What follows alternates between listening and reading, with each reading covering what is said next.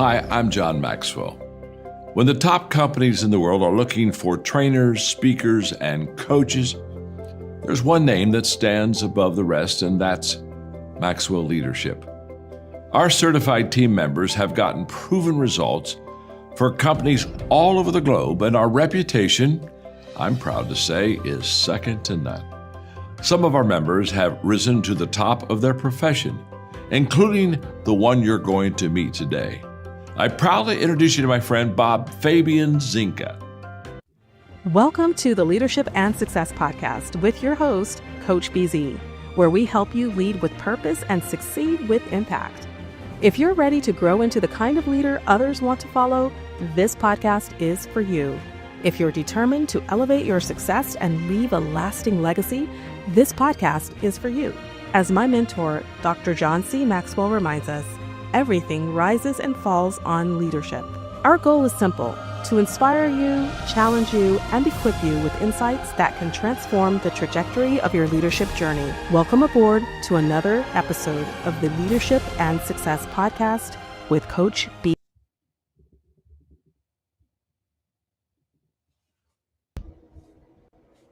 Hey, thanks so much for joining. I'm Joe Peterson. I am the Chief Analyst at ClearTech Research, and I'm here on behalf of the 843 Big Tech Report, Tech Bite, news you can use. Today we're talking XDR. What is it? XDR is Extended Detection and Response, and it collects threat data from previously siloed security tools across an organization's technology stack for easier and faster investigation, threat hunting, and response. An XDR platform can collect security telemetry from endpoints, cloud workloads, network email, and more. Gartner defines XDR as a unified security incident detection and response platform that automatically collects and correlates data from multiple proprietary security components. With all this enriched threat data filtered and condensed into a single console, XDR enables security teams to rapidly and efficiently hunt and eliminate security threats across multiple domains from one unified solution.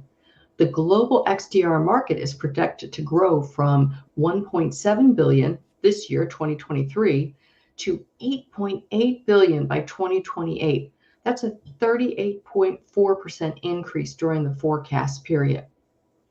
XDR connects data from siloed security solutions so that they can work together to improve threat visibility and reduce the length of time required to identify and respond to an attack.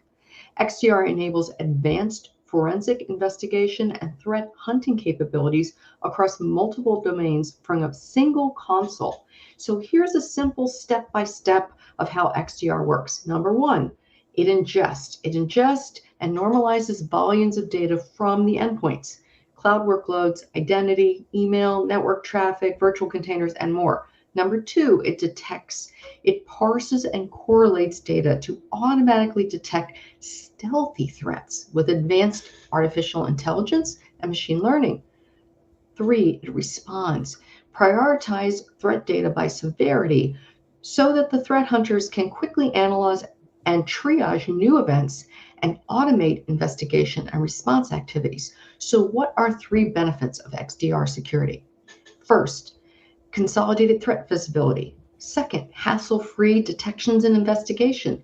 Third, end-to-end orchestration and response. Thanks so much for joining.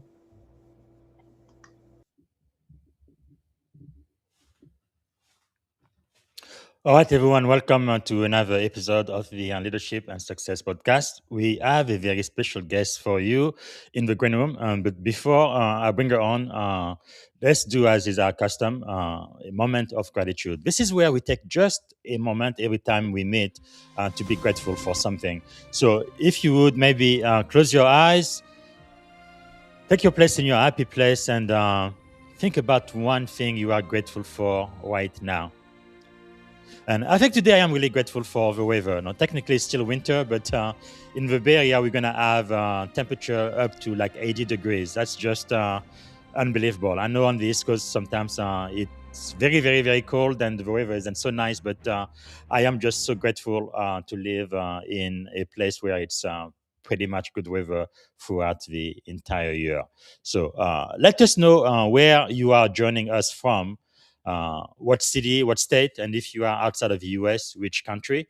And also let us know what you are grateful for. And if you have a question for my guest, type it in the comment. All right, let me see if I can properly introduce our guest today. Again, it's really a great honor and privilege to be speaking to Staff Sergeant Jo Peterson, U.S. Air Force veteran. She's the CIO at Clarify 360, founder and chief analyst at ClearTech Research. And she has deep expertise in cloud, cybersecurity, and AI security. With over 3 decades of experience, Jo has worked alongside CIOs and CISOs across industries, helping organizations simplify complexity, strengthening security, and aligning technology with mission outcome. She's also a globally recognized top voice in tech, advisor to major tech leaders like AWS, Microsoft, Google, IBM, and she's a member of the Forbes Technology Council, CompTIA Advisory Board, and Cloud Security Alliance AI Safety Leadership Council. She's the co-founder of Cloud Girls, advancing women in cloud and emerging tech. Jo is not just a technologist, but she is a translator of complexity into clarity. So, ladies and gentlemen, without any further ado, please help me welcome to the Leadership and Success Podcast, Jo Peterson. Hi. Right. Good morning, How Jo. are How are you you? doing Thank today? you so much for having me visit with you today. Absolutely, absolutely. We are really thrilled and honored and privileged to have you today. It is really incredible. I am seeing more and more women in cybersecurity now than I've ever seen in my entire career. When I first started doing cybersecurity full time, 21 years ago, not many women were in this wonderful, wonderful workforce. I think it's about 25% now. So we are getting better. In America, there are more women than men, but eventually we will get there. But you are just such a great inspiration. So to get started, what is maybe one thing you are grateful for today? Oh my gosh. I am grateful for good health. Um, I Yes. just, um, foundationally, it is what helps you move along. You kind of take your health for granted, and then something goes sideways, and you realize how much it matters in your daily life. So that's what I'd say. Yes. That is so true. Health doesn't mean anything until you are no longer That's healthy. That's right. for sure. And that's the only thing you can think about. What about something about you that most people may not know? Oh my gosh. What they might not know. I love interior design.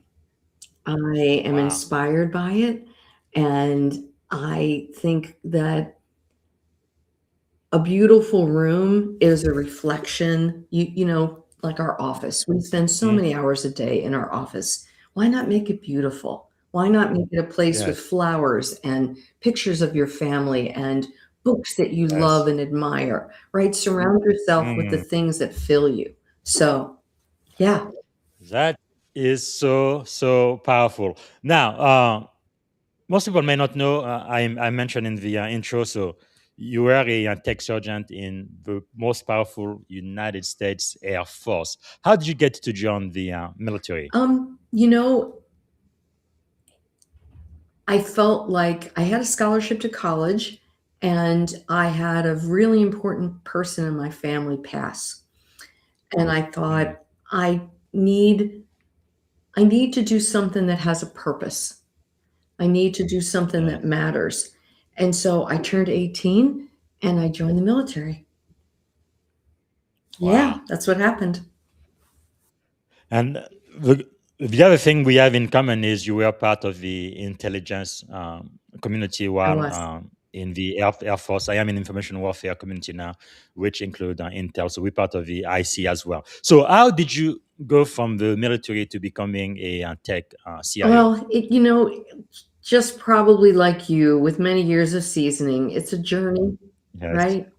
It Mm-hmm. is a journey. But if I could first say thank you to the men and women in our armed services, right? Many of Yes. them are very young and serving far away from their families and friends. And I think it takes bravery and courage to do that. Yes. Yes. So thank you all for your service. I'm Absolutely. Especially those who are serving in a combat right. zone. It really takes special courage to do so. Special Yes. courage, right? So Mhm. I am so grateful for my time in the Air Force. My time in the Air Force taught me so many foundational lessons that have served me later in life, like really disciplined work ethic, leadership Yeah. skills, the ability to adapt quickly. I had early access to tech, which I obviously fell in love with. And hmm after the military, I was lucky enough to get in with a telco as a pre-sales engineer. So Wow. I held various roles across two large telcos for over half of my career. And then I stepped into a hmm consulting role to build a business unit for co-location and cloud in 2009. Um, Wow. yeah, so that landed me a director role, and then I moved into a VP role, and I got really focused on because I was focused on cloud, I got super focused on cloud security. Back in the early days, we were building cloud workloads without any security around them. And I'm like, wait, hmm this doesn't make sense. What are we doing? Right. And Yes. so I kind of dug in and learned security. And I fell in Wow. love with security. So, um, the universe is sometimes a strange place. And the first company that I was hmm at, we broke off in 2016 to form Clarify. And then the gentleman that owns Clarify bought the original company. Wow. So he granted me the title of CIO in December of 25, and I'm so honored. And it's been just a really amazing ride. Man, it's really quite an outstanding career you have had so far. So, how has your leadership style kind of evolved from your early engineering days to advising CIOs and CISOs today? You know, I think um, I think that I was really lucky as a pre-sales engineer to have a chance to meet all kinds of different customers. It hmm was very broad. We didn't have any vertical specialization at that time.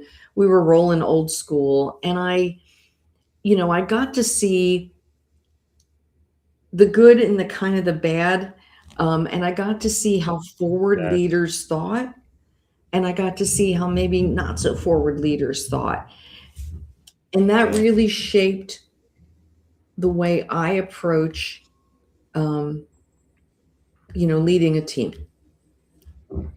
Yeah, and for the forward leaders you really had the privilege to be working with, what do you think are some of the characteristics that really separates them from the rest? They have vision. I Mm, think that vision is that thing, right? Um, and they're able to see forward. And I know that, look, budget is a constraint. I know that sometimes the board mhm, is a constraint. I know that yes, other leadership is sometimes a constraint. But what I find is that the people that have vision and are forward thinking don't stay in situations where they're stagnant for very long. mm, They move on because these yes, people are what I aspire to be and what I hope to be, a lifelong learner. mm, powerful. Yeah, so that's what I think. Yeah, I guess times have truly changed. I guess my when my parents were around, you if you get to college, you feel yourself lucky, and you never have to open another book in your life. Really, you could be working for a single company for I don't know 20, 25 years, get the gold watch, and retire. But those days are They long and are. gone, and They're gone. you have We to have to keep keep learning. we if we're not only just doing our clients a service by keeping on Mm, learning, I think we're doing ourselves a service. yes, yes. Wow, powerful. And that's really another benefit I really love in the military. If you can take advantage of it, it's just the opportunities you have to learn, to get degree certification, and all of that. The military would pay Right. for if you just take the time. Incredible. Now, in cybersecurity and cloud, credibility matters, right? It's critical, it's quite important. How do leaders earn trust in highly technical environments like you are in I love today? that question. I think we earn trust by demonstrating competence, by Mm, maintaining transparency, by showing yes. vulnerability, and by prioritizing Mm, psychological safety. So, wow. trust in these environments is an operational requirement, not a soft skill. And what Yes. happens is you get faster collaboration if folks trust you, you get better productivity, you get increased Mhm. innovation. I think that when a new leader comes in, especially, everybody's not sure of his or her skill set, right? And I Yes. think the technical teams in particular, engineers are tough. They're smart and they're tough. Come on. Yes. Particularly the young ones. I don't know. And they're skeptical of leaders who lack technical depth. They will write you off Mhm. quick if you can't keep Mm, up with them. So I think that you need to show your work. You need to prove to them yes. that you have a place, in on their team, and that you Mm, understand the fundamentals and you can work through complex problems rather than just giving orders. And yes. I think that, if you earn trust early, it's because you're focused on tangible technical wins that everybody can be a Mm, part of, such as maybe fixing some yes. long time tool issue, right? Hmm. And then I think that technical teams operate on data and provable systems. So leaders build trust by Yes. aligning decisions with data rather than intuition. Wow. Powerful. Now, look, we kind of said earlier, we talked in the green room as well. No, it looks like, especially in cyber security, it's not as diverse as it should be, but it's definitely more diverse than it used to Yeah. be 20 years ago. For the women who are listening now, it's Women's History Month anyway. If you had their ears, let's say, for the next 1 to 2 minutes, what would you tell them, especially young women who are thinking about getting into the cyber security field? What would you tell them they kind of need to focus on or really start doing, let's say, tomorrow? Well, I'm going to say something a little controversial here. All That's all right. right. And ladies, tech pays. Okay. That's what I'm going to tell Mm, you. Like, other careers are great. They're great, but tech pays. And it is your responsibility to create your own financial freedom. That mm, said, it's interesting and it's always changing. So, yes. you know, you're not going to be bored. You're never going to be bored. You think it's going to be boring. It's not. It's just the opposite of boring, right? It's Mm, exciting. It's the thing I would tell you is um, every company, if you're coming into a technology role, spend the time, I don't care what your job is, to get a hyperscaler certification, a basic one, mm, right? There's things that wow. people won't tell you. There's a very large consulting firm. I won't say who they are. I'm friends with one of their vice presidents. And she said, when we look at candidates from college and they haven't taken the time to get Mm, whether it be AWS or Azure or Google cert, a basic cert, mhm. we don't even consider them for the role. We Wow. don't even consider them. So these companies expect you to come to the table with a basic Mm, knowledge, no matter your area of expertise in tech, because yes. because Wow. the cloud is powerful and you need to understand how it basically works. So that's my advice. Hmm. Powerful, powerful. Yeah, I guess it also shows, when you spend extra time and a little bit of money pursuing, a Right. industry cert, it shows that you are really willing to learn and you can learn that motivation, that reliance, and yeah, some employers like to see that for sure. But now, what about maybe young ladies who are serving in the military right now, enlisted or officer transitioning into the civilian It world? That could be quite daunting for a lot it of is. service members, right? And looking back at your own service, what mindset or maybe skill would you say translates best, and what gaps should they prepare for? Yeah, I think that's a great question. So the tech industry values the mission first mindset that military folks bring. And that translates Yes. well to cybersecurity, IT ops, cloud management, and project management, because that person that is coming from having just served is more than likely leveraging a combination of really high pressure problem solving skills, rapid adaptability, and disciplined teamwork. So I'm interviewing somebody from the military and I know they know how to take orders. I know they know how to fit into a Yes. team, right? Yes. I know those things, but back to the certs thing, get your certs, go get your certs. It matters, right? Something, show me that you Yeah. care and that you're trying. And then I think that the other thing is on your resume, translate military to civilian speak, because Yes. people that haven't come from a military background don't know what a platoon commander is. Better to say something like, oh, I managed a 30-person team delivering ops. They'll Yes. get that, but they're Yes. not going to know what a platoon Yes. commander is. So Wow. make it easy for them to like you and hire you. Wow, I love that. Very, very great advice. Let's talk a little about cloud cybersecurity and AI leadership. Okay. So, if we are trying to kind of cut through the noise, there is a whole lot of hype about AI and cloud, especially AI these last couple of days. How do leaders kind of separate signal from noise? I think that's a great question. I think that to separate. Oh, by the way, you're gonna be saying that over and over again, so we can just skip it, so I can have more time talking to you today. Okay. Do you want me to tackle Good. this question? No, yeah, no. I was just kidding, but you work. You laughed. So yeah, how do you separate the signal from the noise, especially with AI? I think that leaders have to focus on tangible business value always, Yes. forever, right? As an engineer, and this is true, we love shiny things. We love them.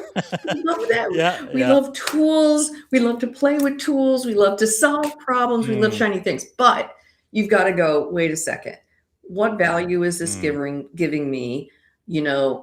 Can I get some measurable ROI out of yes. this? The signal is defined by solutions that embed into daily workflows, that solve specific Mm, problems, that improve over time. The noise consists of, something performative and yeah. unintegrated, right? So that's the thing we have to stay away from. And I know that it's like catnip. Mm, yes. Yes. That is quite powerful. What about maybe one cybersecurity or AI risk that most organizations tend to underestimate right now? Yeah, I think AI enters the front door of most organizations as an agent or bot of some sort. That's kind of what everybody's Yes. playing with right now. Now, don't get Mm-hmm. me wrong, there's folks that are way more advanced than that. But for folks just sort of kicking the tires, that's what they're doing.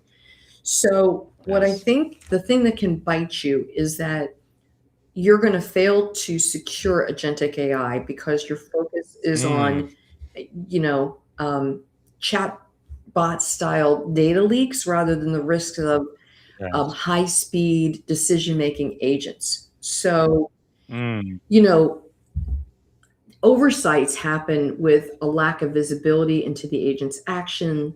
They happen with overprivileged machine identities. They happen with yes. ineffective security controls. I think, a little bit of data here. Non human identities, agent bots, outnumber Mm-hmm. human identities by up to 80 to 1. Wow. Oftentimes, they have excessive read all permissions that traditional IM tools cannot manage. Right. So they're Wow. playing in a different field. And I think the other thing is, y'all, if you don't have DLP, get it. Data loss prevention relies on human-like actions like emailing a file, but agents bypass this by Yeah. using APIs to exfiltrate data, and it doesn't trigger standard alerts. Mm-hmm. So I think that's what's happening too, right? So Yeah, I think agentic AI is going to bite you if you're not prepared for it. man. And one thing with AI is it changes so quickly. Right. It's really kind of tough sometimes to just keep up, but that is so important. Thank you for sharing that. When you are advising CIOs and CISOs, what are kind of some of the top 2 to 3 conversation happening in boardrooms today? It's so interesting. It's really changed and matured.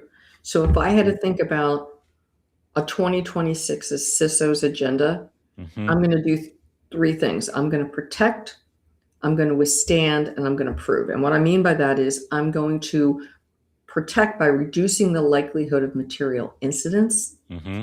I'm going to withstand by ensuring operational continuity through resilience.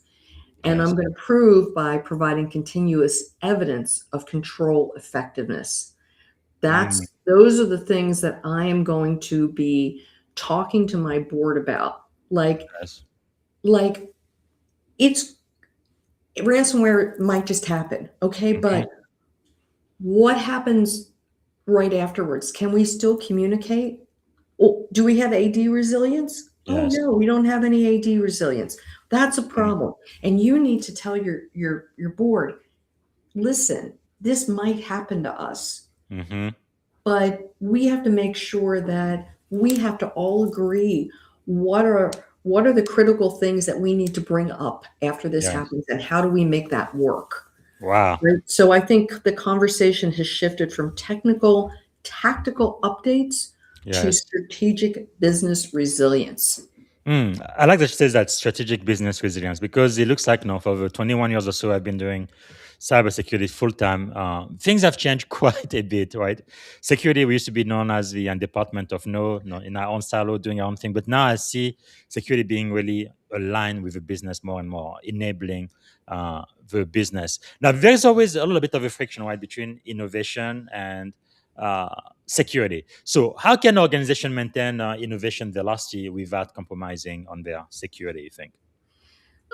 So I think that secure by design is really Mhm. important. It's an approach that embeds security into the dev lifecycle. It Yeah. automates compliance. It fosters this culture of shared responsibility. I Hmm. think the idea is to shift security from a late stage roadblock, like you said, the Department of No, to an Hmm. early stage enabler. And Yes. I think we need to think about guardrails instead of gates. And if we think about, well, what does that look like Mm. practically? We start with asset inventory and vulnerability management. You really can't see what you can't manage what you can't see. Yes. I think you need to implement centralized secrets management before your sprawl becomes really unmanageable, Mm. right? I mean, how many agents do you have? What are Yes. their names? You need to build Yeah. automation workflows, right? And then you need to create feedback loops. Mm. So between security outcomes and business metrics, are you aligning those things? If you think Yes. about it, AI is really the wild card. And as Hmm. organizations rush to implement AI capabilities, the stakes become even higher. Yes. So I think that that's what we should be thinking about. Thank you. Thank you so much for sharing. Quite insightful. We really live in a very exciting world right now. So much is happening, and also I think that what that means is for people who are just starting into this wonderful career. No, you said tech pays. It really, really does, and I would like to see more, minority people of color and women to get into this because it's really, one of the jobs of the future. Even with AI, with all of the changes happening, we have some level of job security because they will always need people with our skill sets to kind of be there and help the organization move forward in a safe and secure way. So I guess one question I have for you is for someone who's kind of on the fence, they may feel like I don't feel like I have what it takes. I don't see myself as a technical person. Is there still room for them? You think in cyber security? Oh, absolutely. Because because you don't have to be particularly technical to do every job in cybersecurity, Sure. right? You could be a project manager that maybe is keeping the team um, aligned with the goals that they've set out for the year. Hmm. Maybe helping onboard new vendors. Like there's all kinds of things that you can do that require basic soft skills, basic project management skills that you don't have to know a lot about the tech or be deeply rooted in the tech. And the Yes. nice thing is, what I've found in this community is they're so inclusive. Everybody's willing to help you. It's Yes. such a nice thing, right? Hmm. If you knock on someone's door and say, I can't figure this out. Can you spend 15 minutes with me and help me connect the dots? They Yes. generally will. It's really a Mm. warm community. I like that you said connect the dots because my next question is, you describe yourself as someone who does connect the dots. What does that look like in practice? Oh man. So a lot of the work that I do is with the holdings of private equity post M&A. Mhm.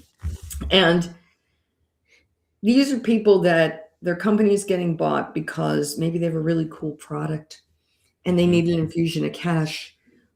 There's some value that they have that the private equity sees, right, in Yes. them, but they may not have had a lot of money or a lot of the the talent to get things done. And Hmm. so it's really important for me to be able to map business outcomes and understand business pain points and Yes. not just try to get a solution in place. I've got to Mm. understand what's going on, right? I've got to be able to, because if you know anything about private equity, you know that the folks that run it are not tech people, they're money people. Yes. So Yes. they really want to understand, why do I need to spend this money? Hmm. What's this? And so I had to really change my language and Yes. change because we tend to, as a community, talk tech. We have Yes. acronyms for everything. We have words, Yes. that don't mean anything to anybody else. And Yes. we all understand it. And so we all, have our own little happy language. Hmm. Forget, we leave other people in the dust because we talk tech. And the, Yes. the trick is to just talk business, right? So Mm. if a business goal is to increase customer retention, you want to think about that and help them translate it to a tech project, like maybe implementing a CRM Yes. with AI powered personalization, right? Hmm.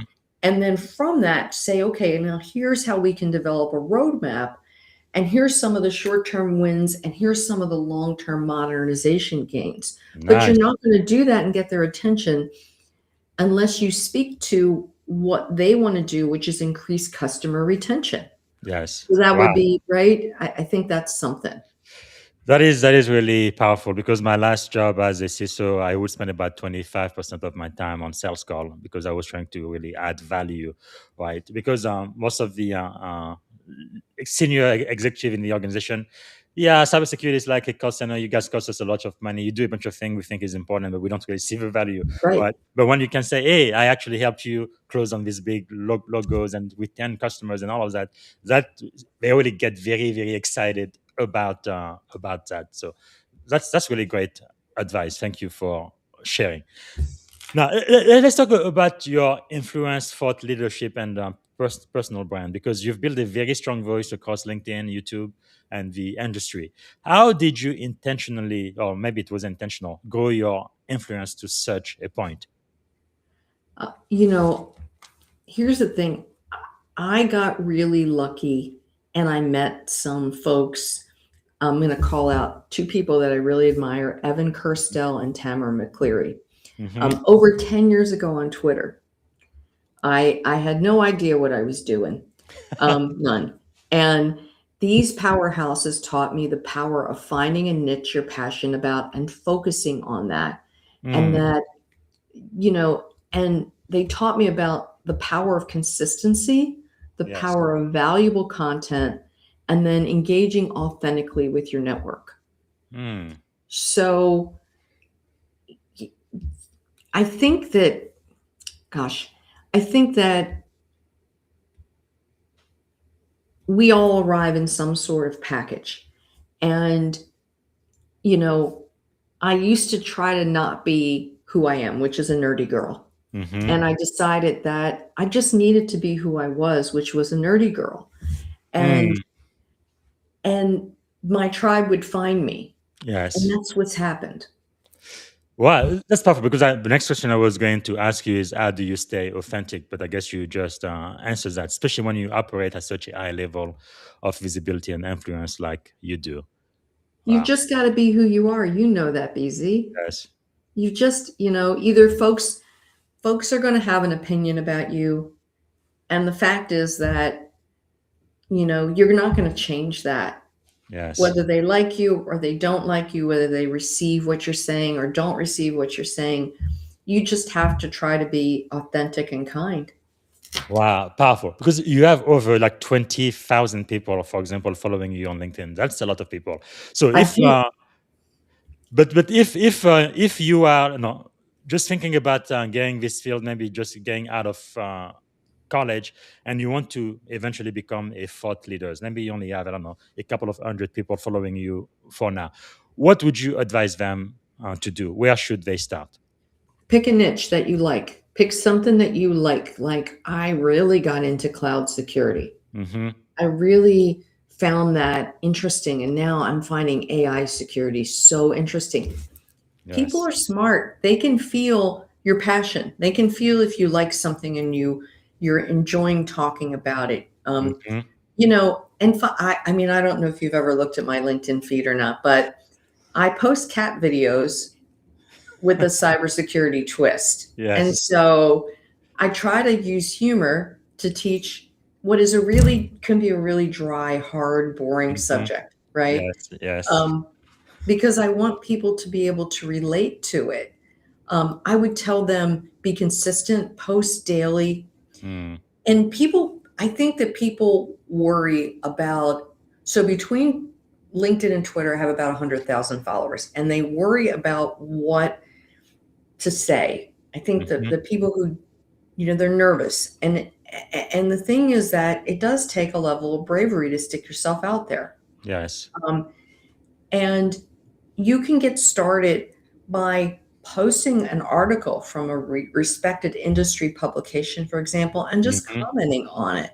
Yes.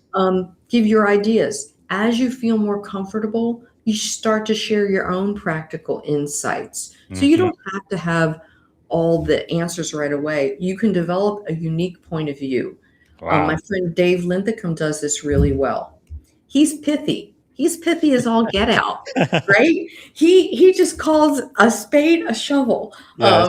and and so he has his own, and he's done incredibly well. He has Mm-hmm. hundreds of thousands of followers. So back to Um, being authentic again. Don't try to be Back to something you being are not. authentic, back to Yeah. being who you are, but have a point of view. You don't have to have a point of view right away when you Mm-hmm. start, but eventually have a point of view. Yes. Wow. Powerful. Powerful. Now, let's talk about something that is very dear to my heart. Mentorship, diversity, and legacy. Like I said in the introduction, uh, you co-founded Cloud Girls. So I would like to know what inspired you to do so, and why is this mission so important to you personally? Yeah, so Cloud Girls was about educating ourselves on cloud technology in a vendor neutral way. Mm, And it was invite only because we wanted to only have women that were serious about cloud, learning about cloud. They yes. were in roles in somehow, some way, engineering, sales, channel, whatever, but in the cloud. And what ended up happening is we became this community. Mm, And some of the things that we valued came forward, like giving back, like yes. mentoring. We found out that was really important to all of us. And so we created this Cloud Girls Rising Award and a Trailblazer Award and a Visionary Award because we really wanted to honor women in cloud at a time when so few of the folks in the cloud space were women. And what Mm, we found was that so many women were making so many wonderful contributions.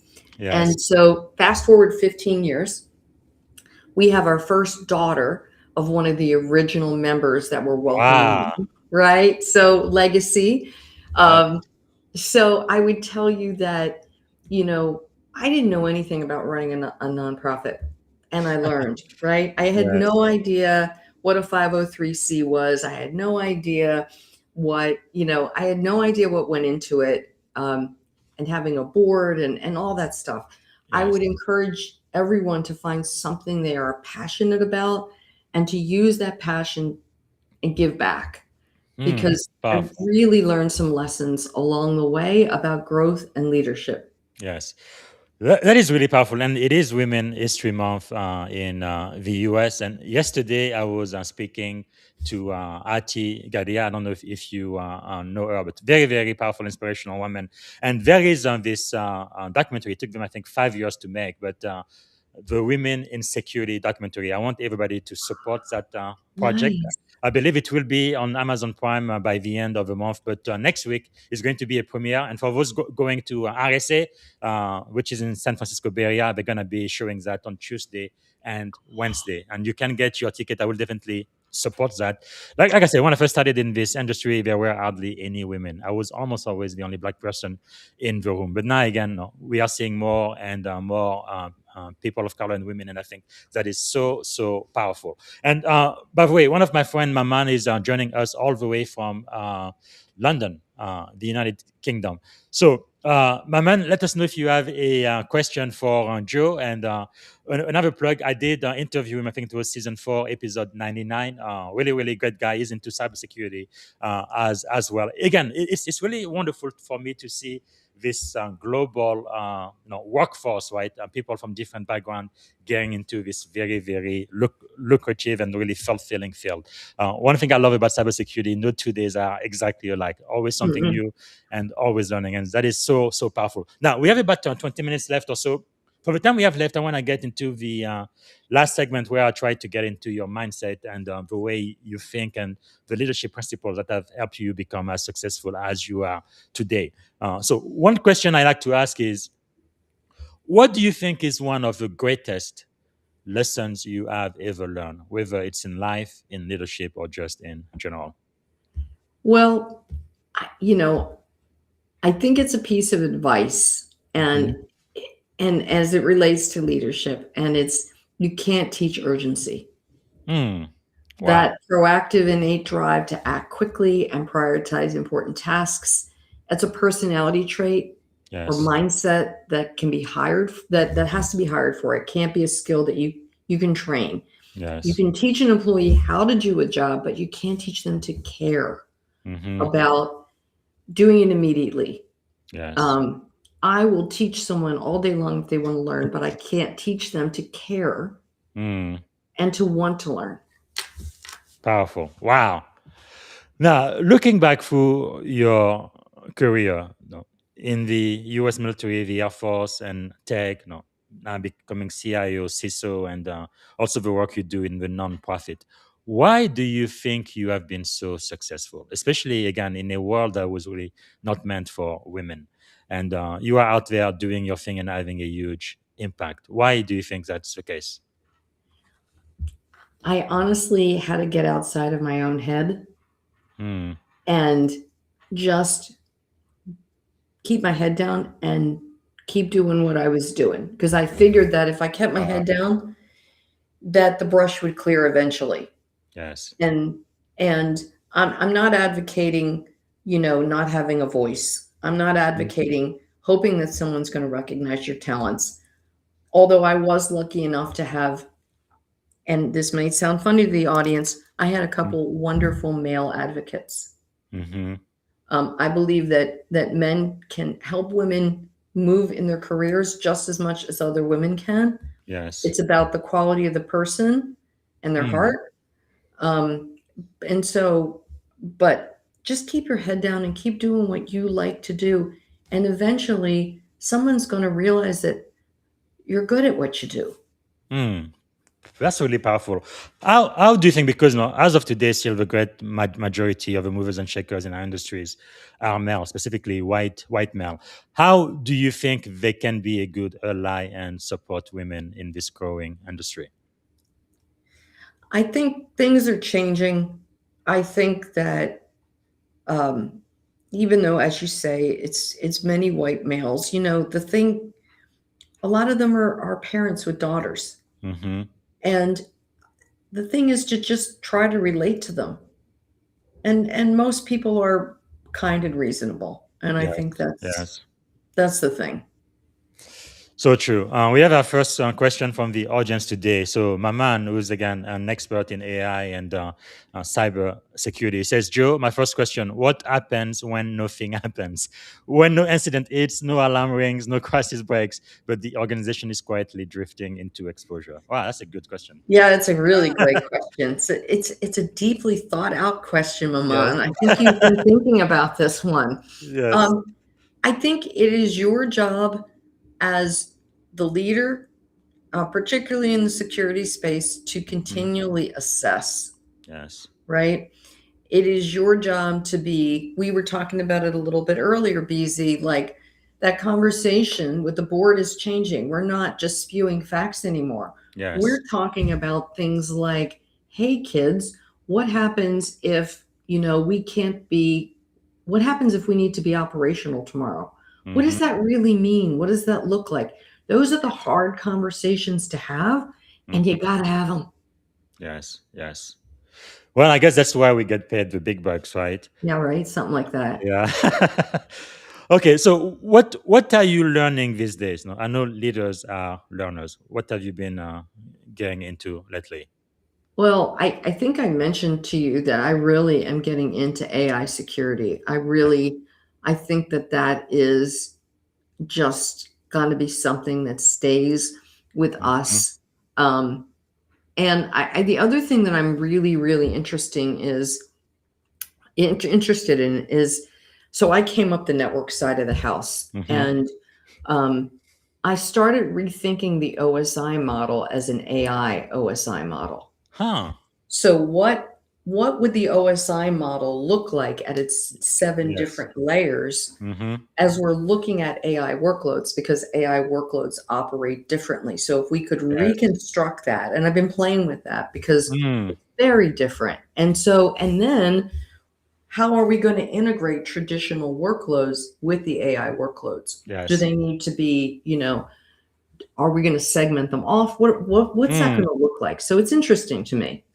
Quite interesting. I think that's going to be your next best-selling book, right there. That's something we definitely need to hear more. It's something is really really funny for everybody who's been in the industry for long enough. Eventually, even everybody when they first start, right? Everybody is a novice. You don't know anything. You have to learn everything, and it can be overwhelming. But Mhm. after a while, though, you start becoming a thought leader, like you, an influencer, going to conferencing. It's not just listening to people speaking. You are the one who's actually speaking, and people come to listen to you. It's like, what is going on, right? It's just incredible. So I guess for those who are listening, you just have to take one step at a time. Be Mhm. passionate, be authentic, and really, put your passion in things that you are really concerned about, things that excite you, and start, like you said earlier, don't be afraid to share your opinion. Not everybody may think like you, but some people are going to start listening, and before you know it, you're going to be so busy going from one conference to another because people want to know what do you think. And it is a wonderful feeling, actually.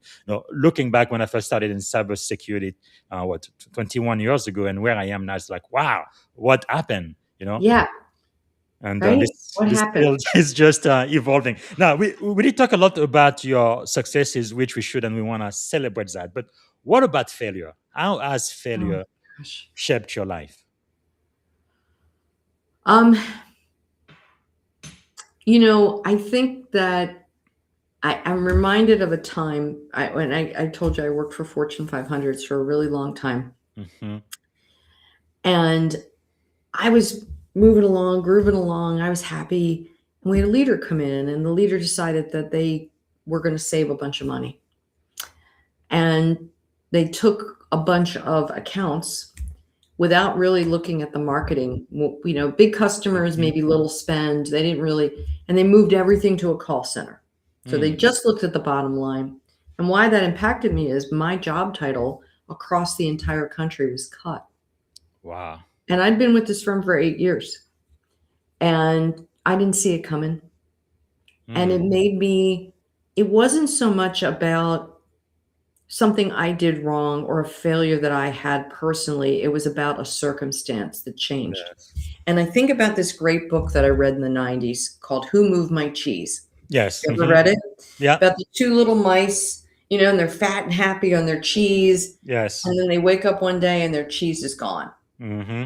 And they have to go find cheese. And it's about this thick, it's kind of super skinny little Yeah. book. If you haven't read it, go read it. It's a Yes. parable about not getting fat and happy. Mm. And I took a scary jump into consulting at that point. Wow. And I was so afraid. And what I realized at that point was that you have a pair of ruby slippers, just like Dorothy in The Wizard of Oz, and Mhm. nobody can take away your ruby slippers. And what I mean by that is you have your knowledge, you have your education, you have your certifications. If the Yes. job goes away, someone's going to find those things valuable, Mm. right? Powerful. And so don't get too comfortable, keep learning. And sometimes things happen outside of your control. So you have to think about what you can do to right side that. Wow, that is really something.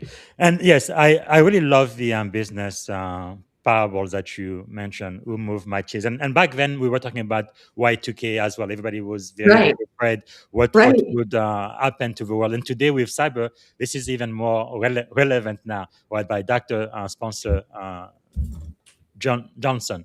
Such It a good is book.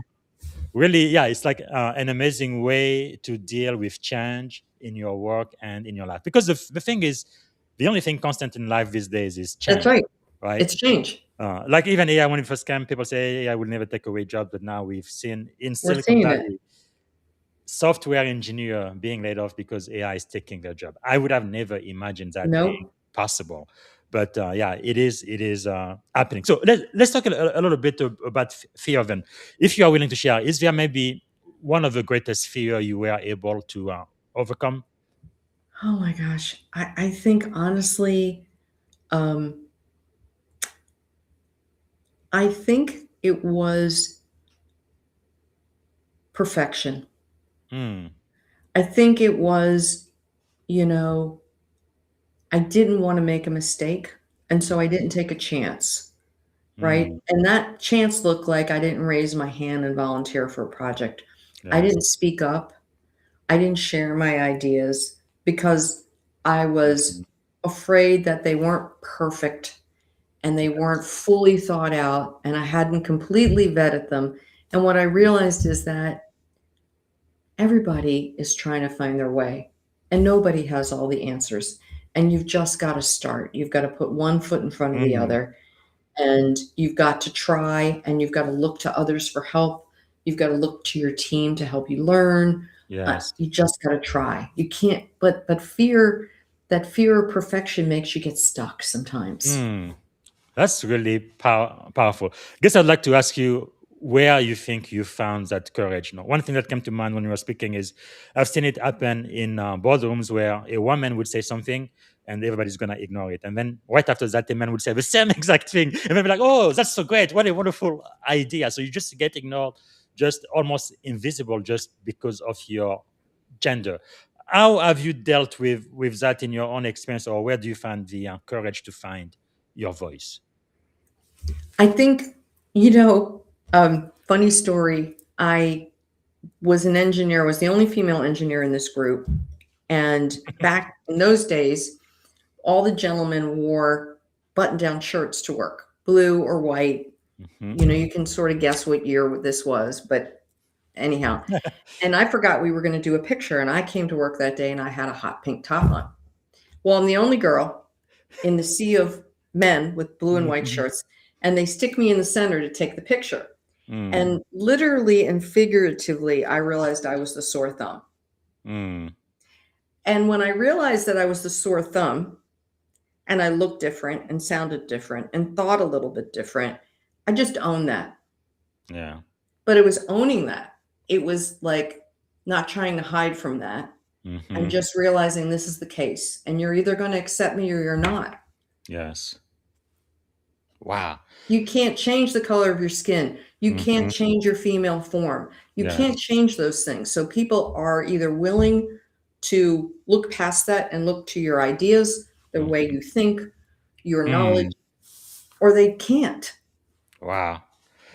Incredible. Thank you for being a trailblazer and really being a shining example, of what it is like to really be thriving at the highest level in cybersecurity. Because I think it really does make a lot of difference when somebody can see someone who looks like them, and they can say, Mhm. "Okay, this is possible for me as well." Right? Yeah. Like even someone I only met him once, but he's one of the few people who really changed my life. General Colin Powell, but just seeing him Oh, as a four-star general, in the U.S. Army, in the military, I'm like, if he can do it, no, I can do it too. You just absolutely. become a source of inspiration, and whether you like it or not, you become a role model, and that's really powerful. Wow. Yeah. All right, so we are quickly running out of time here. Let me ask you, if you could choose three people to have dinner with, they could be alive, dead, or even fictitious characters. Who would you choose and why? Oh, look at you. Okay. All right.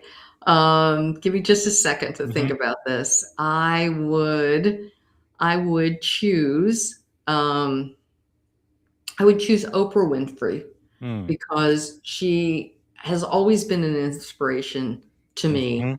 Hmm. She's always been one of those people that, you know, has just managed to take herself to another level, right? Yes. I would choose Eleanor Roosevelt Hmm. because Eleanor Roosevelt was a woman of power and money and came from a great family, but yet Yes. she chose to use her platform to help people.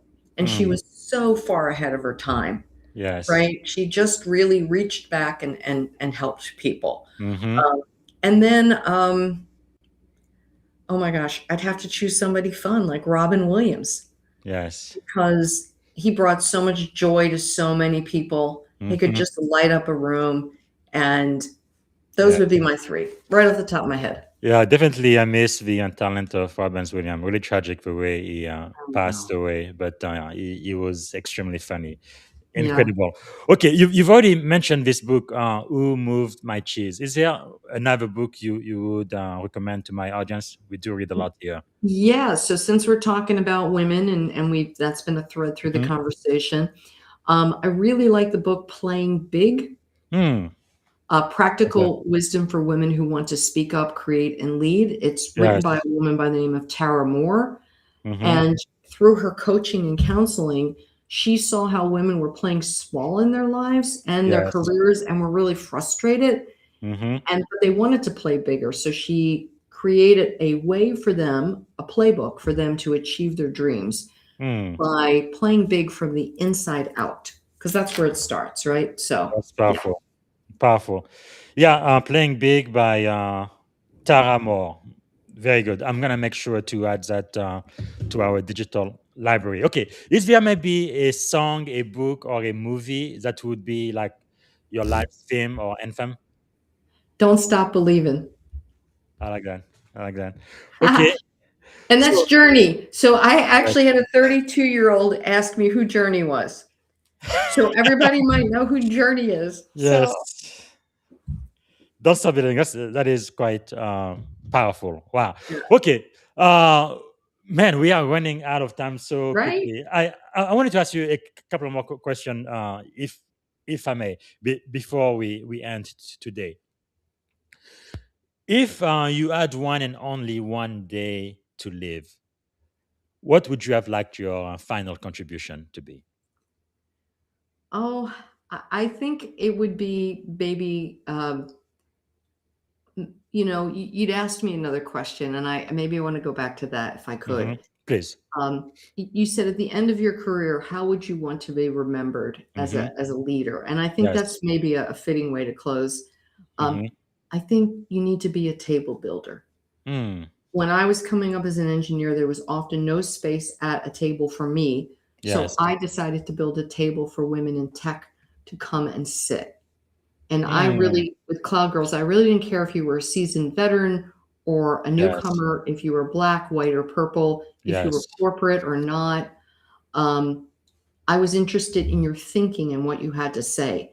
And I wanted to give you a place to say it. So I would tell everyone that's listening, go build a table.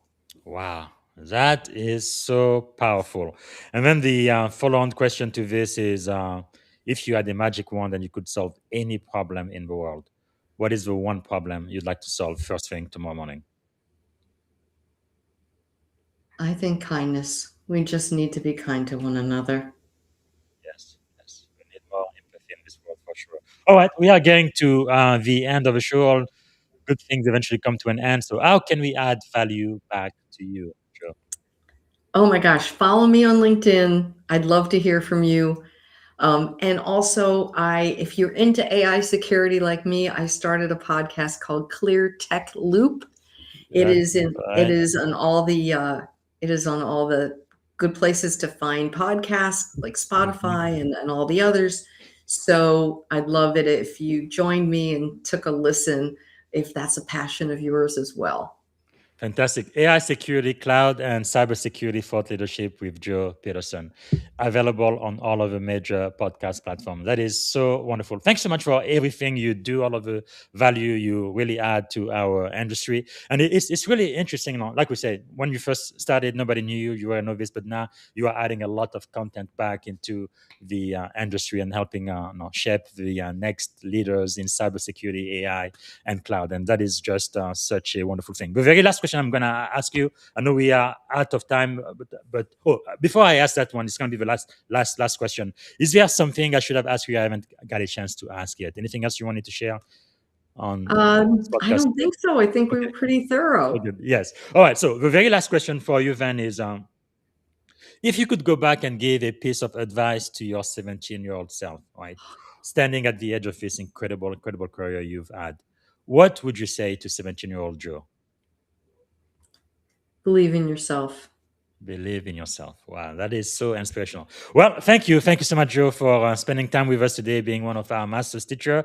And I guess the last question I like to ask every guest is one word that represent our shared experience on this podcast today. Lovely. Lovely. And I am so grateful you are here. And thanks again for all of the great work you do. Keep rocking it. And thank you so much for enlightening us and inspiring us today. Thank you, Joe. Thank you. And thank you for your service too. Air Force veteran. Powerful. Right. All right, everybody. This is one for the book. Again, follow Joe. She's just a terrific leader. If you want to get into cloud, cybersecurity, and AI, she is the person to follow. So really grateful she took the time to talk to us today. But as you guys know, we celebrate Black History. I guess it's Black History Year now. We did that during February, every day in February for Black History Month, but 28 days is not long enough. So we've decided to celebrate Black History for the remaining of the year because Black History is American history. And today, the person we are going to honor, I did mention him throughout the podcast today, one of my dearest mentor, General Colin Powell. He's really affected my life in ways I couldn't even imagine. He was the very first, not only chairman of the Joint Chief of Staff, but even before that, the very first African American national security advisor. And then later on, as you know, he was the very first Secretary of State of the United States, African American. So just a great guy all around, a true American hero, and we want to celebrate him today. And I also want to remind you that tomorrow I will be back and I will be speaking, let me find her, here she is, with Aubrey Berg-Gower. She's the best-selling author of Run It Like a Business. She's going to be here tomorrow. I hope you can join us. And then on Friday, I will be speaking to is a veteran, Lieutenant Rick Gordon, U.S. Navy. Is a submariner, if you can believe that. We're going to be talking about from submarine to startup, leading in high-stakes environment. He's an ecosystem builder, a strategist, and a mission-driven leader. So Lieutenant Gordon will be here. And then on Sunday, I'm going to go back to the ancient wisdom and leadership lesson from the book of Proverbs. Right? This is not a religious broadcast. It's going to be about finding that wisdom and leadership lesson from more than 2,000 years ago, which is still relevant today. So now I am using artificial intelligence to give us like a 15-minute recap on the lesson we had on January 20th, 2026. We went through each one of those books in January, each chapter every day from January 1st to January 31st. Okay, that's all I have planned. Oh, also, I guess I need to mention this today. I'm actually going to be speaking at the CIO and CISO think tank in San Francisco. For those who've registered, I look forward to talking to you there. I am going to have a keynote presentation this morning and then a closing panel toward the end of the day. And during lunch, I felt like I absolutely had to help them out. I had to go talk to the UNCF STEM Innovation Summit. So they are here. I guess it started yesterday, today until the 20th in South San Francisco. But I'm going to be speaking to about 50 high school kids, most of them Black, African-American minority going into HBCU, right? Historically Black college and university. I felt like I absolutely had to go there and show my support. I'm going to be speaking about cybersecurity, the impact of AI on cybersecurity and talent recruitment. Basically, a lot of the things we've talked about with Joe today. That's going to be from 12 to 12:30 today. And it's just a great honor and privilege to be adding value like that again, helping shape the future of cybersecurity and helping make our industry a lot more diverse as well. Okay, that's all I have for today. Thank you so much for watching, and hopefully you're going to be back on the podcast tomorrow. We're going to be listening to Aubrey Bergauer live on the Leadership and Success podcast. Okay, before I go, I'm going to play a short video honoring my mentor, General Colin Powell, and that's going to be it for today. Thanks again for watching. Bye for now. Colin Powell, former Secretary of State and Chairman of the Joint Chiefs of Staff, has died of complications from COVID-19. In a statement, his family said he was fully vaccinated.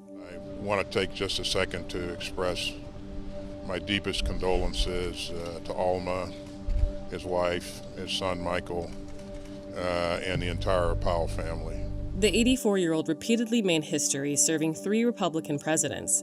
He was the first African-American chairman of the Joint Chiefs of Staff under President George H.W. Bush and the first Black Secretary of State under President George W. Bush. The Army allowed me to climb on the shoulders of the Buffalo Soldiers and other African Americans who had blazed the trail for 300 years of American history. And I hope the day will come soon when all parts of our society do for young minorities what the Army and the other armed services have been doing for young men and women of all color over the years.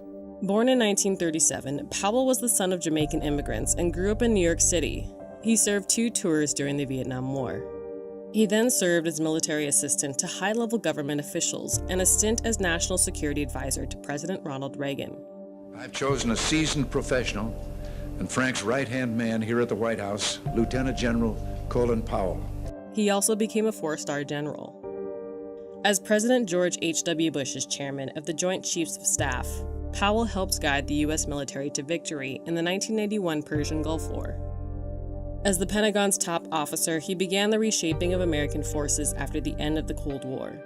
His famous prescription for the use of force, dubbed the Powell Doctrine, called for applying military might only with overwhelming and decisive troop strength, a clear objective, and popular support. As Secretary of State under President George W. Bush, he had deep misgivings about the timing of the 2003 invasion of Iraq. But a key moment came at the United Nations when Powell asserted that Iraq possessed weapons of mass destruction. Saddam Hussein is determined to keep his weapons of mass destruction. He's determined to make more. The United States will not and cannot run that risk to the American people. Leaving Saddam Hussein in possession of weapons of mass destruction for a few more months or years is not an option. Not in a post-September 11th world. He later said he regretted giving the speech. But a lot of people counted on you. I know. You changed the ball. I turned the dial, there's no question about it. And that's what the president wanted me to do and what I was supposed to do. You regret it. I regret it now because the information was wrong. Although Powell served 3 Republican presidents, he endorsed President Obama in 2008. He also became more outspoken during President Trump's term in office. We have a constitution. And we have to follow that Constitution. And the president's drifted away from it. During the 2020 election, he endorsed Democratic candidate Joe Biden. The values I learned growing up in the South Bronx and serving in uniform were the same values that Joe Biden's parents instilled in him in Scranton, Pennsylvania. I support Joe Biden for the presidency of the United States because those values still define him. Powell tended to avoid racial activism and often downplayed the portrayal of him as a symbol of Black achievement. But his groundbreaking roles inspired others. The world lost one of the greatest leaders that we have ever witnessed. Quite frankly, it is not possible to replace a Colin Powell.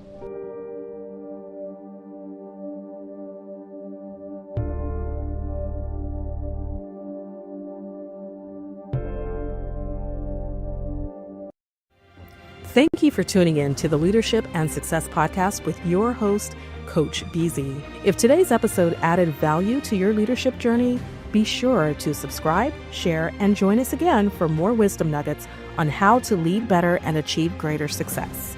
Remember, leadership is the most critical skill of our time. The world will always need leaders to inspire others, drive innovation, and execute meaningful strategy. So why not count yourself among the bold leaders shaping the 21st century? Until next time, stay inspired, stay committed, and keep leading with excellence.